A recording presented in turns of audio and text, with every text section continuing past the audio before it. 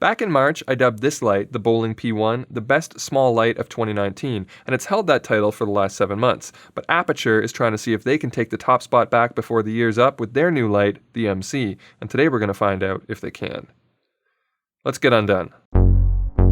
Gerald Undone. He's crazy. What's happening, everybody? I'm Gerald Undone, and that's not quite my tempo. So I've been talking about Aputure's new light since back at NAB in April when they first showed it, and so I'm sure many of you are a little bit familiar with it, but for those that aren't, let me give you a quick overview. The Aputure MC is a very small LED light panel with similar dimensions to a credit card and about a finger width thick. Not unlike their previous light, the M9, but this one is much more powerful with a lot more features. It's twice as bright as the M9, it's bicolor from 3200 Kelvin to 6500 Kelvin, it has 9 different lighting effects, and RGB. You'll get around 100 minutes of runtime at 100% power, but you can step that power all the way down to 1% using 1% increments, and at that lowest setting, it'll last you nearly 20 hours. And speaking of charging, it has a USB-C port, which comes with an included USB-C cable, which allows for quick charging using power delivery over USB-C, or you can charge it wirelessly as well. Now, I don't have any of Aputure's specific charging cases yet, which are these like briefcase style things that have recesses for multiple lights that you can magnetically snap your lights into, and then they can all be charged simultaneously wirelessly.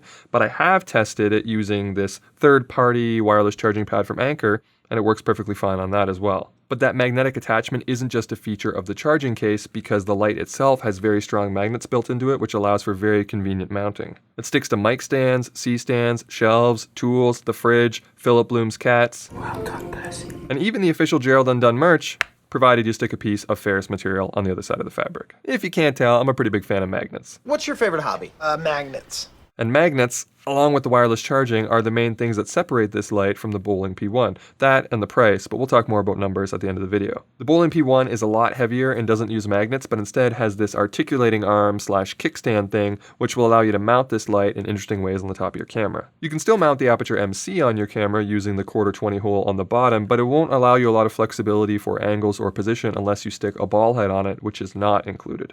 What is included, though, are 2 pieces of Velcro, which are handy for sticking this thing inside of light fixtures for more controlled practicals, a very nice braided USB-C cable, and a rubbery diffusion dome that fits on the MC to give it a nice, softer wrapping glow. The Bowling P1 unfortunately is stuck with harsher, more visible diodes because it doesn't have any kind of diffusion add-on, and I would say that even the basic frosting on the Aputure MC is better than that on the Bowling P1. But considering that the Bowling P1 is over twice the size and weight, you'd expect it to have a higher output, and it does, conveniently at just over double. The Aputure MC comes in at around 450 lux at half a meter, and the Bowling P1 between 11 to 1200 lux. Now, some of these test results might be a little bit different than I first reported when reviewing the Bowling P1, and that's because since then I've updated my meter to the latest one from Sekonic. Both produce a good quality of light, but the Aputure is more accurate with the 97 CRI versus the 94 CRI on the Bowling, and the color temperature seems to be more accurate on the Aputure as well. I did all these tests with them set to 5600 Kelvin, and the Aputure was reading 5500 Kelvin on my Sekonic, where the Bowling P1 was reading at 5300. So if accuracy is more important to you than output, then the Aputure is the choice here. And since I'm told that the Aputure will be coming in at about half the price of the Bowling P1, I guess you could just double your output on the Aputure by buying 2 of them for the price of a single P1. But let's put that output into more practical terms, since many of you often ask me if one of these lights would be sufficient enough to light a subject for a talking head or an interview. And so I'm going to place these lights about maybe just under a meter away from me, 2.5, just under 3 feet, right over here in a similar position to where I have my Aputure 300D right now, and I'll just light myself with it and you can see how it looks. Okay, so here's the Aputure MC placed right about an arm's length away, and it's at 70% power because any higher than that it started getting really spotty and weird on my skin. And the diffuser is not on, but I'll switch to the diffuser in a minute, so here's just a quick look of what it looks like. Okay, so now I put the diffuser on it, but it does take away a bit of the output, so I bumped the power up to 100% for when the diffuser was on, and it was 70% when it was off. Here's what it looks like. Okay, now I have the Bowling P1 set up, and I have it turned all the way down to 25% power. Now, I'm not trying to compare relative outputs here, because obviously the Bowling P1 has more output, but this is just to see set at about an arm's length away, and having the output dialed out to be, roughly looking decent on the skin with no crazy hotspots, just to see roughly how the light would fall at this distance if you're using it for talking head. So this is what the Bowling looks like at 25% power.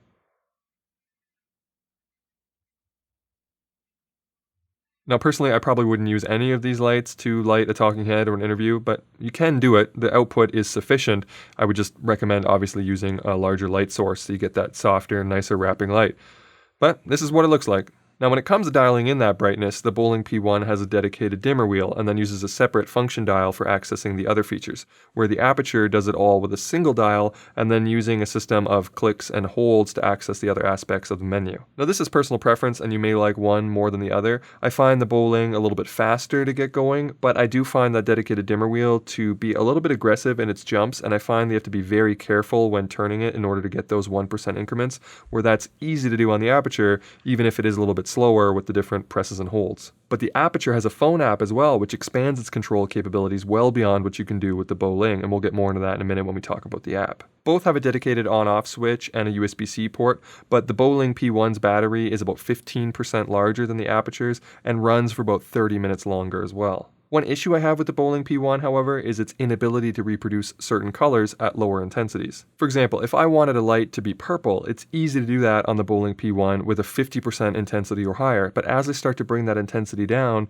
one set of the diodes seem to turn off before the other one. In this case, the blue turns off earlier, and so you're left with an extremely pink or red light instead of that purple tone, where with the Aputure, you can create that purple hue at pretty much any intensity, and it doesn't shift as you change through the brightness levels. Also, the output difference between them is less significant when in those RGB modes. Using that same purple light test at 100% intensity, the Bowling P1 put out 250 lux at half a meter, where the Aputure MC was 180 lux, so not as significant as in bicolor mode, which is handy if RGB is your main interest here. Both lights have effects, but the Aputure has more, and they seem a bit more natural and useful for creating believable looks. The Bowling P1s are good, but the Aputures are great. I also did some flicker tests on both lights using both PAL and NTSC frequencies and high and low shutter speeds and different frame rates, and found no noticeable flicker using any of the settings or brightness levels on the Aputure MC. And the same is mostly true for the Bowling P1, although I did pick up some flicker at a lower intensity green RGB setting, but it went away as soon as I increased or decreased the dimmer.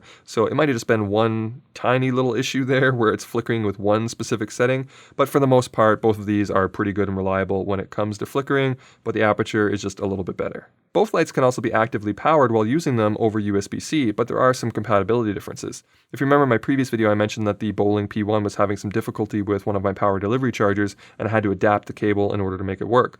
Well, the Aputure MC natively supports power delivery, so you're going to have more compatibility with whatever phone chargers you might have laying around the house. And the Aputure MC also supports wireless charging, which you can do while it's being run as well, so that's quite great.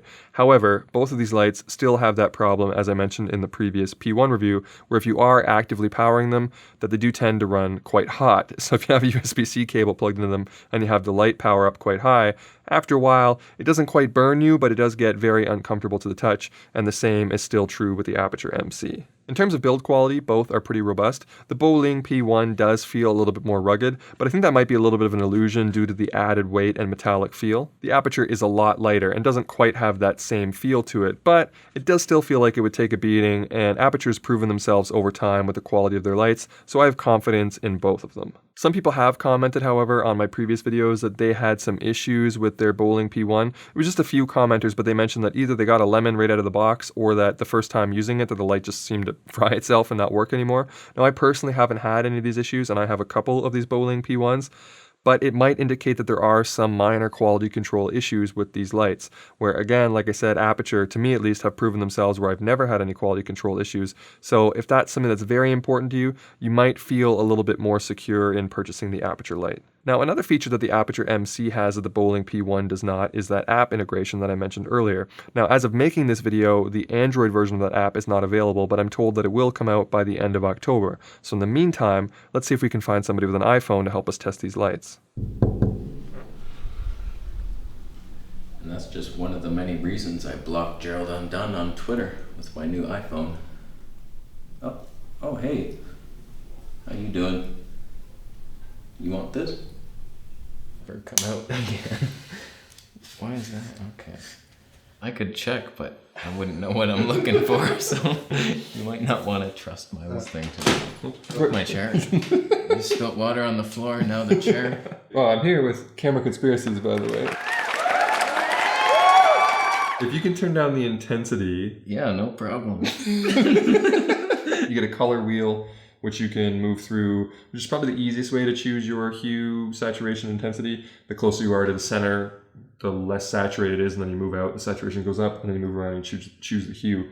But you can use the three methods if you want as well, like the hue slider, the saturation slider, the intensity slider. So you can pick whatever color you want this way. Apparently we went with green. Or you can... That's not what you wanted. I don't care. It's good. Or I think the coolest feature about this app, the one that makes it probably the most worth a download, would be the color picker for changing the RGB mode as well, which I think is like below. Yeah. So now it shows up. I don't know if you turn it if they can see that or not, but it shows up a little like selection screen. Will they be able to? You're doing the light jumping. Tony Northrup, this is what he would do. If you were working with a brand and they had a particular color, I guess like with Camera Conspiracies, for instance, let me see this phone. So maybe Camera Conspiracies came out with a new backpack, branded Camera Conspiracies backpack, and they wanted to use their brand colors. Well, we can get in here on the red one and choose that. And then now we could use this to light our Camera Conspiracies products. I don't know. I think that's a reasonable use for it. We have effects too. I don't know if you guys are into effects or not, but we can control those from the app. Okay, let's do lightning. That's lightning? Obviously. Look at it. That's lightning if I've ever seen it. You got any final words on the... I want it so bad.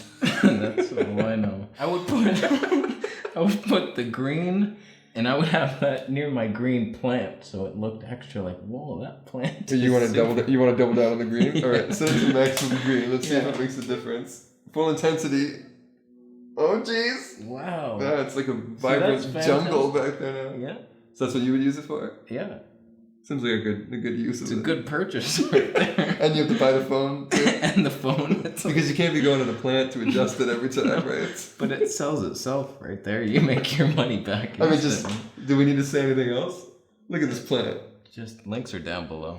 Links For the plant. All right, so considering all of the aspects we discussed, which of these lights would I buy today? Both of these lights are great. The Bowling P1 is the clear winner if you're looking for maximum output and battery life in a fairly small package. It offers a great balance of versatility, size, and quality, and it's one of the best small lights I've ever used. But the truth is, when it comes to size, versatility, and quality, the Aputure MC beats it in all three fronts. It has more effects, more faithful RGB reproduction, better color accuracy, and softer light. It's smaller, lighter, more portable, and can stick to many surfaces thanks to its powerful magnets. And like I said, it's made by Aputure, who I trust the quality and service from, and it has a better upgrade path thanks to those charging kits and the app integration, which will work with your other Aputure lights and future lights down the road. The only thing it can't do is output as much light as the Bowling P1, which isn't really a big deal for me because I usually use these mini lights for more subtle color accents, and for me it's more important that the light can reproduce the color I want at the intensity I want instead of being forced to use a higher brightness just to get that purple color that I need. And like I said, you can actually get two Aputure MCs for nearly the price of one Bowling P1. The Aputure MCs, I'm told, are going to be about $90, and the Bowling P1 is $160. So that pretty much nullifies the output argument when it comes to a price to performance perspective. I think if you already own a Bowling P1 and you're happy with it, and you only need one small RGB light, then I probably wouldn't rush out and get the Aputure MC. But even though the Bowling P1 is a fantastic light, I don't think I could recommend buying it today now that the Aputure exists. So for those looking to buy a light like this or add a second light to their kit, I recommend the Aputure MC, the best small light of 2019. You know, because green's always been a flattering light. Like, oh, there we go. Actually, it looks like some sort of conspiracy. Insert the music. You're going to edit that out in post, right? You'll color change it so it doesn't look green. But that's going to be it for me. I hope you found this video entertaining or at least helpful. And if you did, make sure you leave it the old thumbs up and consider subscribing if you haven't already. But if you did not find this video helpful or entertaining, then clearly you don't appreciate magnets enough. All right. We're done.